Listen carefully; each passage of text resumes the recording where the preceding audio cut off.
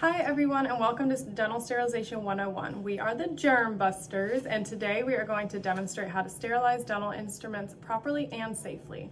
The most important thing for you as a dental clinician is to wear proper PPE to protect yourself from any injury during the sterilization process. You will need to wear a face mask, proper eye protection with side shields or a full face shield, a long clinical gown, a bouffant to cover your hair, as well as utility gloves. These are all necessary to protect yourself when handling instruments. Once you're done using your dental instruments, you will need to grab a transport container that is hard and puncture resistant and closes properly around all edges. This will ensure that the instruments are transported in a safe manner to protect both you and any other person that you may encounter along the walk to the sterilization room. You will make sure that you are fully dressed in PPE and put on your utility gloves. You will need to make sure to remove any disposable dental products from your cassette and throw them away. It is important that you make sure that your instruments are free from any extra debris and place your instruments aligned in the correct order to ensure proper sterilization. You will close your used instrument cassette and place it in the transport container and bring it back to the sterilization room safely. Instruments that arrive to sterilization are contaminated with residues of blood, saliva, and microbes, which together form the bioburden. And it's very important to eliminate this bioburden before the instruments are sterilized, because the proteins and fats present in the blood and the saliva create a coat to microbes that makes them resistant to the heat and chemicals used during sterilization. The FDA has established 2 cleaning systems for dental instruments so that they do not have to be handled directly, avoiding injury and also saving time. The first one is the ultrasonic cleaning. This consists of a unit that have a chamber with a cleaning solution in it, in which the dirty instruments are placed in cassettes or racks in such a way that they do not touch the bottom of the chamber for better cleaning. The energy produced by the unit creates turbulence that creates bubbles that remove all the bioburden, which dissolve with the cleaning solution or remain suspended in it. Therefore, the cleaning solution must be changed daily or several times in a single day if it gets very dirty, unless the unit is connected to the water lines and has an automatic rinsing system. The manufacturer's recommendations should be always followed regarding the type and the amount of cleaning solution to use, as well as the cleaning time, which ranges from 4 to 16 minutes, depending on the need. If the ultrasonic cleaner does not have an automatic rinsing system, after the cleaning time, the instruments must be rinsed well with tap water with a minimum of splashing to eliminate all the cleaning solution that contains microbes. Cassettes must be drained and the single instruments must be dried with a towel. The second cleaning system is the instrument washer or hydron, which also remove the bioburden, but this time through a wash using a specific detergents for this process, and sometimes also use hot water. The washers rinse and drain the instruments. Once cleaning is completed with either of these 2 systems, the instruments are checked to verify that no one are broken. If necessary, instruments that are not made of stainless steel are oiled to prevent rust, and instruments then are ready to subsequent packaging. So after your cassette has been through the ultrasonic cleaner, dry it if necessary. So we'll grab our cassette right here.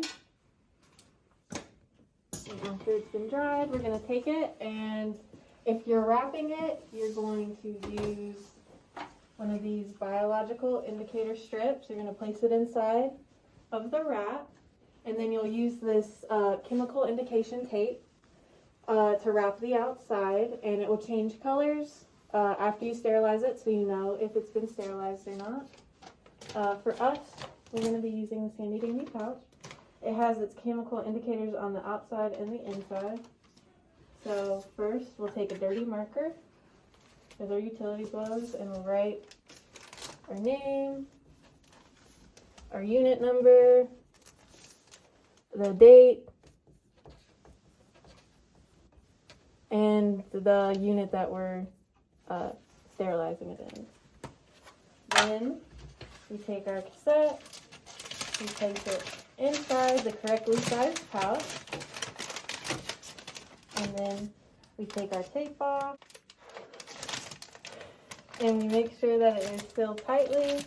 Once you've placed the cassette in the pouch, you should follow the cassette manufacturer's recommendation for either wrapping it or placing it in the pouch, and then check to make sure that the wrapped pouch contains the correct chemical indicators so that you'll be able to see if it's been sterilized later on.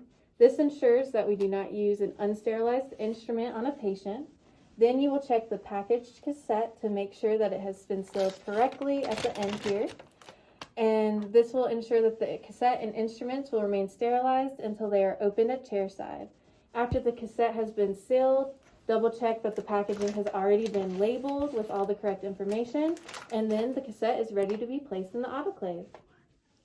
For a wrapped cassette, ensure that the external chemical indicator tape and the internal biological indicator have changed color. For a pouch like this, we're going to ensure that the chemical indicators on the outside have changed colors to black. The chemical indicators changing colors will just ensure us that the wrap package or pouch has completed the sterilization process and is ready for use at chairside. Most metal hand instruments and equipment can be sterilized via use of a steam autoclave, unsaturated chemical vapor, or dry heat. The most notable exceptions are handpieces, as most cannot be processed through dry heat itself. If there's ever a question, you should always check with the manufacturer of the instrument for further guidelines. A typical dental office steam sterilizer usually operates through 4 steps: the heat up cycle, the sterilizing cycle, the depressurization cycle, and the drying cycle. After adding water, one loads the chamber, closes the door, and turns on the unit, and the heat up cycle begins to generate the steam and remove the air. Once the sterilizing temperature is reached, the sterilization cycle begins and the temperature is held for the set time, which usually ranges from about 3 to 30 minutes. At the end of the sterilizing cycle, the depressurization cycle begins and the steam is slowly released with a decrease in temperature and pressure.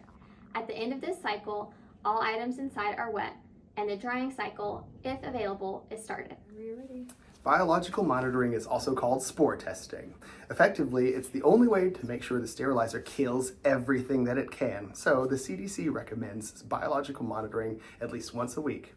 For the sterilizer, we use biological indicators, or BIs, such as Geobacillus stereothermophilus, in a test file and a control file. If the test passes, then the spores are dead and the liquid remains royal purple. In the event of failure, the liquid turns a putrid yellow. Equally important to the spore extermination is thorough documentation. Make sure to record the sterilization date, the time, the machine used, the packaging materials, the positioning of the test, the results of the test, what control BIs, and of course, the name of the testing operator. The desired outcome of biological monitoring is the death of spores. And in the event of test failure, there are 5 things you must do. Take that sterilizer out of service immediately. Review past sterilization records and procedures leading up to its failure. Retest and observe the cycle. Determine that the sterilizer's fate, and then test the repair or replacement sterilizer once one or the other has been completed.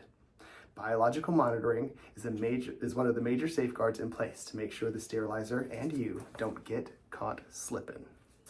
The instrument processing area should be located centrally if possible for easy access from all operatories, but it should not be away from traffic flow.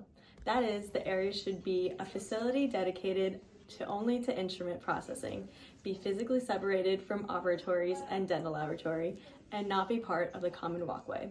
The processing area should not have a door that opens to the outside and should not have open windows because these enhance entrance of dust.